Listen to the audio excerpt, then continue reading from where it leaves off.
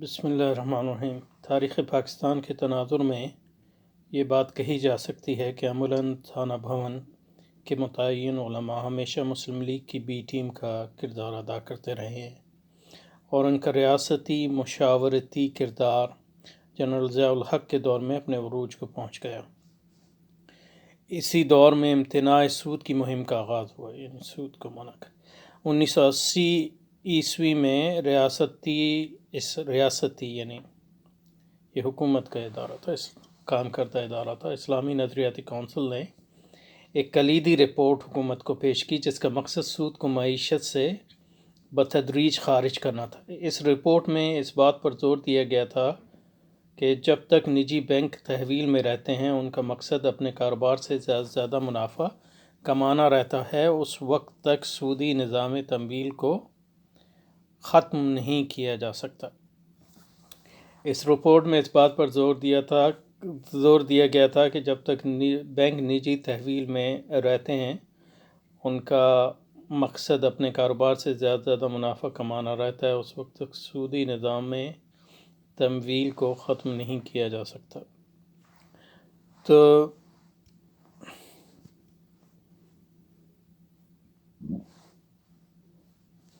نجی بینک بنیادی طور پہ تو اس لیے نہیں ہونے چاہیے کہ جیسے کہ آپ کو معلوم ہے کہ سرمایہ دارانہ نظام میں نجی بینک جو ہے زر کو یعنی منی کو تخلیق کرتے ہیں،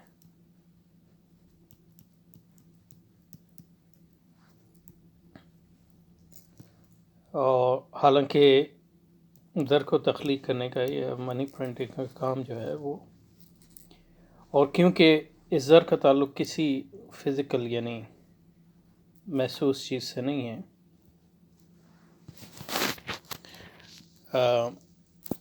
وہ بیسکلی تخلیق کرتے ہیں اور عدم سے، یعنی وہ جس طرح حکومت جو ہے آج کل جو ہے وہ زر جو ہے تخلیق کرتی ہے مختلف طریقوں سے، لیکن ایک یعنی پرنٹنگ کے ذریعے، اور کیونکہ یہ کسی سونے وغیرہ سے نتی نہیں ہے تو حکومت جتنا چاہے وہ پیسہ جو ہے پرنٹ کر سکتی۔ اسی طرح نجی بینک بھی جو ہے تخلیق کرتے ہیں زر کو، اور اس تخلیق کا بنیادی جس پر منحصر ہوتا ہے وہ اس پر ہوتا ہے کہ کتنے ڈپازٹ جو ہیں آپ کے پاس جب ہوتے ہیں۔ اب اس کو آپ اس سے ملا لیں کہ یہ تخلیق کرتے ہیں زر کو عدم سے، تو وہ نہ صرف یہ کہ سود کی بنیاد ہے بلکہ یہ کہ ریاست کی جو حاکمیت ہے اس کو بھی شیئر کرتی ہے ان معنوں میں، کیونکہ اگر ریاست کی حاکمیت کی ایک بنیادی وجہ یہ ہے کہ وہ یہ زر کی تخلیق کرتی ہے اور زر کو کنٹرول کرتی ہے، آج کل کی ریاست اینی وے، اور دوسری وجہ یہ ہے کہ اور پھر اگر ان نجی بینکوں کا مقصد جو ہے زیادہ سے زیادہ منافع کمانا ہے تو اس پہ جو حد بندی ہوگی منافعوں پہ وہ صرف جو ہے کنٹینجنٹ ہوگی، یعنی مطلب یہ کہ جو چیزیں ان کے یعنی اصولاً جو ہے اس پر کوئی حد بندی نہیں لگائی جا سکتی، اور جو حد بندی ہے وہ یعنی عارضی حد بندی ہے، آپ کی اپنی یعنی لمیٹیشن اور اپنے حدود کی وجہ سے بنتی ہے۔ تو ان دو چیزوں کے نتیجے میں جو ہے سود کو جب تک نجی بینک ہے ختم کرنا ناممکن ہے، اور اسلامی نظریاتی کونسل جو تھی حکومت کی اپنی ذولا کی بنائی ہوئی، اس نے اپنی اس رپورٹ میں اس بات کو تسلیم کیا۔ 1974 سے 1991 تک پاکستان کے تمام بینک ماسوائے چند چھوٹے بین الاقوامی بینکوں کی برانچوں کے قومی تحویل میں تھے، تو یہ بھٹو صاحب نے لیے تھے، اور بینکوں کو قومی تحویل میں ہی ہونا چاہیے کیونکہ مطلب یہ ہے کہ وہ زر کو تخلیق کرتے ہیں، اور یہ صرف جو ہے حکومت کی اجارہ داری اس پہ ہونی چاہیے، زر کو کلک کریں۔ کونسل کی تجاویز تجویزات نہیں تجویزات میرا خیال ہے لفظ، کونسل کی تجاویز پر جبراً عمل درآمد کیا گیا اور 1985 میں تمام بینکوں کو سود کی جگہ مارک اپ کی بنیاد پر لین دین کرنا لازم کر دیا گیا، لیکن یہ محض سود کا نام انٹرسٹ سے مارک اپ میں بدلنا ثابت ہوا، جیسا کہ عیسائی تاریخ میں ہم دیکھ چکے ہیں، اور مالیاتی نظام کی کارفرمائی میں کوئی فرق نہیں آیا، اور شرعی عدالت کے فیصلوں نے پاکستان کے بینکوں کو اسلامی بینک ماننے سے انکار کر دیا۔ یہ تو آغاز میں تھا۔ 1970 کی دہائی سے شاہ فیصل کے بیٹے محمد الفیصل کی سرپرستی میں نجی اسلامی بینکوں کے قیام کی عالمی سطح پر مہم چلائی گئی، اور اس میں جو ہے شاہ فیصل کو جو ہے مطلب ایک اور ضیاء الحق بھی، یعنی مطلب دونوں یعنی اپنی ذاتی زندگی میں ان کو نیک سمجھا گیا، تو وہ اس بنیاد پر جو ہے علماء کو جو ہے وہ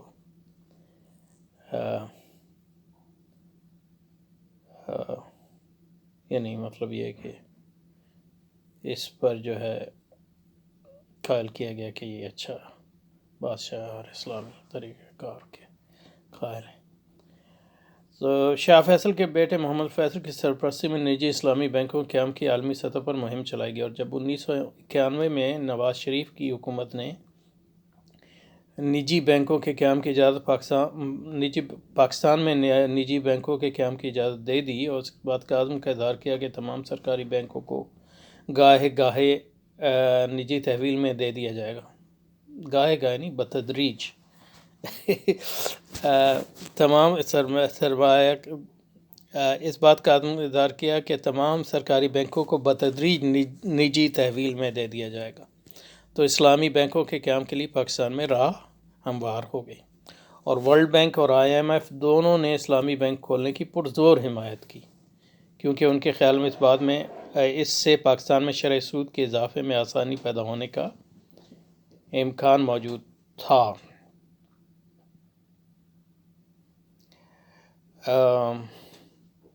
اور نہ صرف یہ کہ شرح سود میں اضافے کا،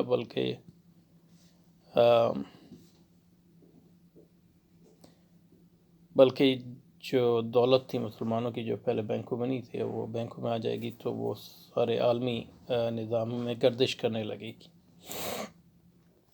2002 میں مرکزی شرعی عدالت نے نفاذ نظام تمویل کے متعلق اپنا 1991 کا فیصلہ منسوخ کر دیا، اور ملک میں ایک شرکتی نظام تمویل کی حمایت کی۔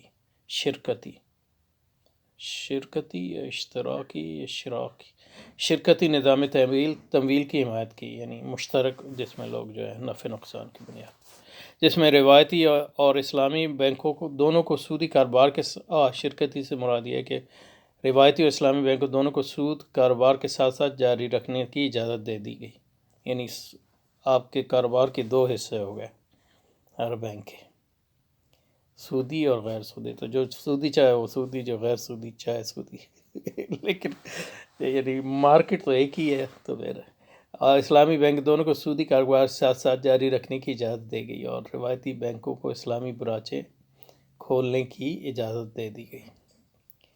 نمبر 4، اس فیصلے کے تحت اسلامی بینکوں کو روایتی برانچیں کھولنے کی بھی اجازت، لیکن ابھی تک کسی اسلامی بینک نے روایتی برانچ نہیں کھولی، کیونکہ ان کے اصل گاہک جو ہیں وہ اسلام پسند طبقہ ہے، یعنی متدین لوگ ہیں۔ شرعی عدالت کے اس فیصلے کے بعد پہلا اسلامی بینک 2003 میں شروع ہوا، اور درج ذیل جدول میں پاکستانی اسلامی بینکاری کی ترقی کا ایک جائزہ پیش کیا جا رہا ہے، ترقی کا یعنی ڈیولپمنٹ کا۔ 2003 میں اسلامی بینکوں کی تعداد 1 تھی، 2012 میں 5 ہو گئی، روایتی بینکوں میں اسلامی شاخیں 3 تھی، 14 ہو گئی، یعنی یہ بڑھ رہا ہے۔ اسلامی بینکوں کی برانچوں کی تعداد 17 تھی، 2012 میں 1304 ہو گیا، اب تو اور زیادہ ہے۔ اسلامی بینکوں کے اثاثے 143 ملین ہوگا، بلین ہے یا ملین، یہ مجھے نہیں پتہ، کیونکہ اور 10.4 بلین، تو یہ جو عدد ہے یہ صحیح نہیں ہے، لیکن جو اہم بات یہ ہے کہ وہ جو کہ دوسرے اعداد سے ظاہر ہے کہ کافی اضافہ ہوا ہے۔ مجموعی بینک اثاثوں میں سے اسلامی بینکوں کے اثاثے 0.7% اور اب ہے 9.6۔ اسلامی بینکوں کی بچت کے کھاتوں میں رقم 8 بلین تھی، اب 8۔ تو یہ نہیں مطلب یہ کہ ہر لحاظ سے اضافہ ہوا ہے۔ اسٹیٹ بینک، ورلڈ بینک اور IMF نے اسلامی سودکاری کے کاروبار کو فروغ دینے کی بڑھ چڑھ کر حوصلہ افزائی کی۔ یہ کاروبار اس حوصلہ افزائی کے نتیجے میں خوب ترقی پذیر ہے، اور ان کے مقاصد دو ہی تھے۔ ایک تو یہ کہ سود کی شرح میں اضافہ رہے، یعنی زیادہ مانگ ہوگی تو، اور دوسرا یہ کہ مسلمانوں کے جو پیسے پہلے بینک کی نظام سے باہر تھے وہ اس میں داخل ہو جائیں، اور پھر یہ کہ اور یعنی اس کے جو دیگر فوائد ان کے لیے وہ بھی۔ یہ کاروبار اس حوصلہ افزائی کے نتیجے میں خوب ترقی پذیر ہے۔ اسلامی بینکوں کی بچت کی رقم 8 بلین روپے سے بڑھ کر 2003 سے 2013 کے دورانیے میں 868 بلین روپے ہو گئی۔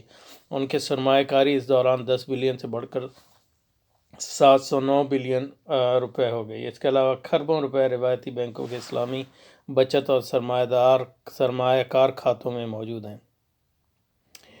اس کا تخمینہ اسٹیٹ بینک شائع نہیں کرتا۔ کیوں نہیں شائع کرتا؟ دلچسپ۔ عملاً اسلامی اور روایتی بینکوں کے کاروبار میں کوئی فرق نہیں، کیونکہ یہ اصل بات ہے، عملاً فی العمل اسلامی اور روایتی بینکوں کے کاروبار میں کوئی فرق نہیں، کیونکہ مارکیٹ سروے کے مطابق 2013 میں اسلامی بینکوں کے کھاتہ دار روایتی بینکوں میں بھی کھاتے رکھتے ہیں اور وقتاً فوقتاً روایتی اور اسلامی بینکوں میں رکھی ہوئی رقوم کا تبادلہ کرتے رہتے ہیں۔ تو مطلب یہ کہ وہی لوگ جو روایتی اور اسلامی بینک سالانہ شرح ادائیگی کا اعلان کرتے ہیں، جو اسٹیٹ بینک کے ڈسکاؤنٹ ریٹ کی بنیاد پر متعین کیا جاتا ہے۔ ڈسکاؤنٹ ریٹ جیسے کہ پہلے ہم نے دیکھا وہ ریٹ ہوتا ہے جس پر جو ہے اسٹیٹ بینک دوسرے بینکوں کو جو ہے سود دیتا ہے۔ اسلامی بینک اور روایتی بینکوں کی سالانہ متعین شرح ادائیگی میں حیرت انگیز مطابقت ہے۔ نمبر 3، اسلامی بینکوں کا 90% کا کاروبار روایتی معاہدوں یعنی مارک اپ وغیرہ پر مشتمل ہوتا ہے۔ اس قسم کے معاہدات پر روایتی کمرشل، مرچنٹ اور انویسٹمنٹ بینکوں میں عام ہیں، یعنی معاہدات میں کوئی خاص فرق نہیں۔ اس قسم کے اسلامی اور روایتی معاہدات میں تخصیص نہیں، تفریق کی کوئی بنیاد نہیں بنتی۔ اس کے برعکس مضاربے یا معاہدات کا حصہ اسلام بینکی یعنی مضاربہ جو اصل اسلامی طریقہ کار ہے اس کا اسلامی بینکوں کے سرمایہ کاری میں 2002 سے 2013 کے دورانیوں میں 0.1% اور قرض حسنہ کا حصہ 0.0 رہا، یعنی جو اصل بنیاد ہے اسلامی بینکاری کا اس کا حصہ نہ ہونے کے برابر، اور قرض حسنہ جو اصل بنیاد ہے اس کا بھی نہ ہونے کے برابر۔ ان اعداد و شمار کی روشنی میں یہ کوئی تعجب کی بات نہیں کہ راسخ العقیدہ علماء دیوبند نے، یعنی وہ علماء دیوبند جو یعنی تھانہ بھون سے اسلامی ترمیمیت کے حامی نہیں ہیں، یعنی غیر مسلم لیگی علماء دیوبند، تو اس میں جو ہے وہ علماء دیوبند شامل ہیں جو جمعیت علماء اسلام کے ساتھ ہیں، اور وہ علماء دیوبند شامل ہیں جو سیاسی نہیں ہیں۔ ان اعداد ہو سکتا ہے ایسے بھی ہوں جو مطلب یہ کہ دوسرے معاملات میں مسلم لیگی ہیں لیکن اس معاملے میں نہیں۔ تو ان اعداد و شمار کے روشنی میں کوئی تعجب کی بات نہیں کہ راسخ العقیدہ علماء دیوبند نے اسلامی بینکاری کے مطابق مطلقاً حرام ہونے کا فتویٰ جاری کیا۔ یہ فتویٰ 28 جیت دیوبندی علماء نے ستمبر 2008 میں جاری کیا۔ ان علماء کی سربراہی مولانا سلیم اللہ خان، شیخ الحدیث مولانا سلیم اللہ خان رحمۃ اللہ علیہ صدر دیوبند وفاق المدارس نے فرمائی۔ فتوے کے مندرجہ ذیل مندرجات حسب ذیل ہیں۔ اس کو پڑھ لیتا ہے پھر جو ہے بعد میں۔ اگر یہ جائز نہیں کہ غیر شرعی اعمال کو اس بنیاد پر حلال قرار دیا جائے کہ ان پر عمل کرنا ایک غیر اسلامی نظام زندگی میں عملاً ناگزیر ہے، یعنی ناگزیر ہونے پر یعنی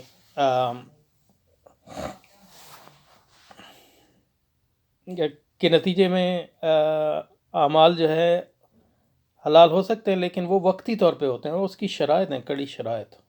آپ یعنی جسٹ بیکاز یو سیڈ، یعنی محض اس لیے کہ آپ نے کہا کہ یہ ناگزیر ہے، تو اس سے کوئی یعنی شرعی ناگزیر ہونے کے شرعی معنی جو ہے وہ محدود ہیں اس سے، جس سے یعنی آج کل جو ہے ہر چیز کو ناگزیر قرار دیتے.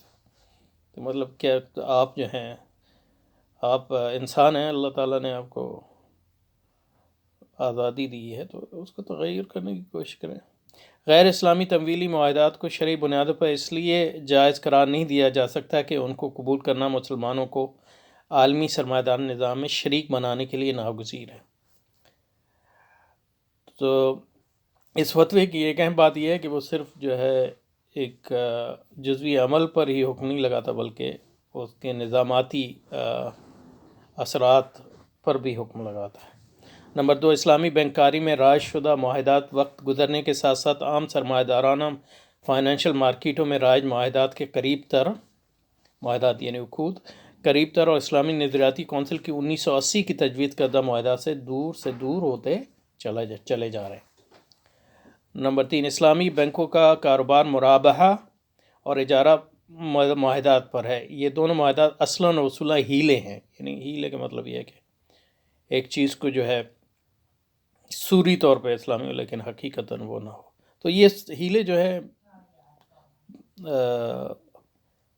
بعض اوقات جو ہے ڈپینڈنگ آن یعنی ضروریات کے مطابق جائز ہو سکتے ہیں، لیکن اس کو عمومی طور پہ آپ جائز نہیں قرار دے سکتے اور اس کو ایک روٹین نہیں بنا سکتے.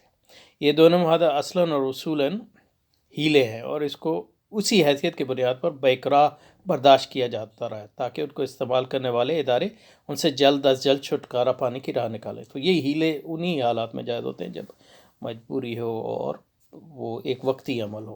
اسلام بینک کاری کی 30 سالہ تاریخ ثابت کرتی ہے کہ مرابہ اور اجارہ سود کو مخفی رکھنے کا ذریعہ بن گئے اور ان کا کوئی امکان نہیں کہ ان معاہدات کو اسلامی بینک ترک کرنے کا عملی مظاہرہ کرے. یعنی بنیادی طور پہ جو ہے یہ مسلمانوں کو دھوکہ دینے کا ایک طریقہ بن گیا.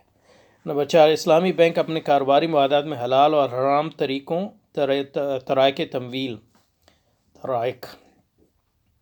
تو اب یہ مجھے پتہ نہیں طرائق جمع ہے کہ طرق ہوتا ہے، طرائق طرق ہو سکتا ہے. طرائق تمویل کو مربوط کرتے ہیں اور یہ شرعاً جائز نہیں، یعنی حلال حرام کو مکس کیا. اسلامی بینک میں رائج شدہ قواعد و ضوابط سریعاً حرام ہے اور اسلامی بینک کے کھاتے دار کو کھاتے کھولتے وقت ان قواعد و ضوابط کو تسلیم کرنا پڑتا ہے اور یہ شرعاً حرام ہے. نمبر 5، اسلامی بینک کے کھاتے داروں کو اسٹیٹ بینک کے قواعد و ضوابط کو بھی قبول کرنا پڑتا ہے. یہ اس لیے حرام ہے کہ اسٹیٹ بینک حاکمیت شرع اسلامی کو تسلیم نہیں کرتا. سرمایہ دارانہ ادارہ ہے اور سرمایہ دارانہ نظاماتی بالادستی کے استحکام کے لیے کار فرما ہے.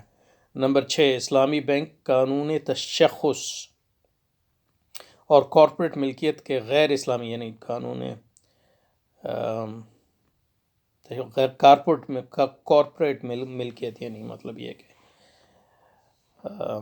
جس میں یہ مانا جاتا ہے کہ نہ صرف یہ کہ ایک فرد ایک شخص ہے بلکہ ایک کمپنی جو لمیٹڈ کمپنی ہے وہ اس کو بھی ایک شخص تسلیم کیا جاتا ہے اور کارپوریٹ ملکیت کے غیر شرعی تصور قبول کرتے ہیں. اس کا کوئی جواز موجود نہیں. اسلامی بینکاری کے نظام میں وہ تمام خامیاں منوعاً موجود ہیں جن کی نشاندہی علماء نے پی ایل ایس نظام کے نفاذ کے وقت یعنی 1985 میں کر دی تھی. لہذا 280 اب یہ 280 لہذا 28 جید علماء دیوبند نے یہ فتویٰ دیا کہ اسلامی بینکوں کے تمام رائج شدہ معاہدات میں شرکت اصولاً حرام ہے. ان بینکوں میں ملازمت کرنا، ان سے آمدنی حاصل کرنا حرام ہے. شریعت مطہرہ کی نظر میں اسلامی بینک اور روایتی بینک کاری میں کوئی فرق نہیں، دونوں مطلقاً حرام ہیں. اس فتوے کے اجرا کو عرصہ گزر چکا ہے لیکن اس کا کوئی منفی اثر پاکستان میں اسلامی بینک کاری کے کاروبار پر نہیں پڑا تھا. یہ پتہ ہے علماء کے یعنی اس کی دو وجہ ایک یہ کہ مطلب ایک دوسرا علماء کا گروپ ہے جو اس کو حلال قرار دے رہا ہے اور تیسری بات یہ کہ علماء کا اثر و رسوخ جو ہے ہمارے معاشرے میں کم سے کم ہوا ہے. 2007 میں اسلامی بینکوں میں بچت کھاتے 147 بلین رقم موجود تھی، 2013 میں یہ بڑھ کر 868 بلین ہو گئی۔ اس دوران مجموعی اسلامی بینک کی کاری اثاثے 206 بلین سے بڑھ کر 1014 بلین ہو گئے ہیں۔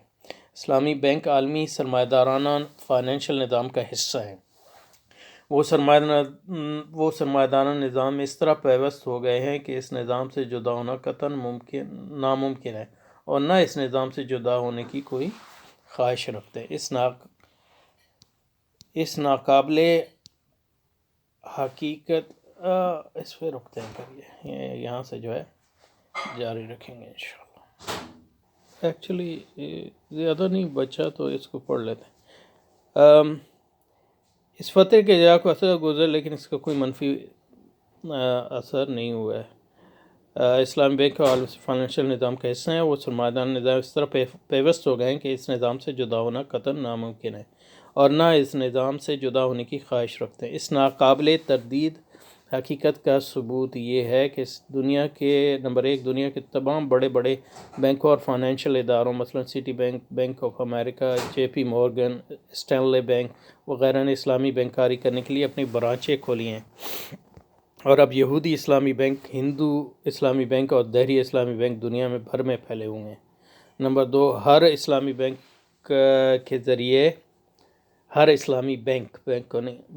کے ذریعے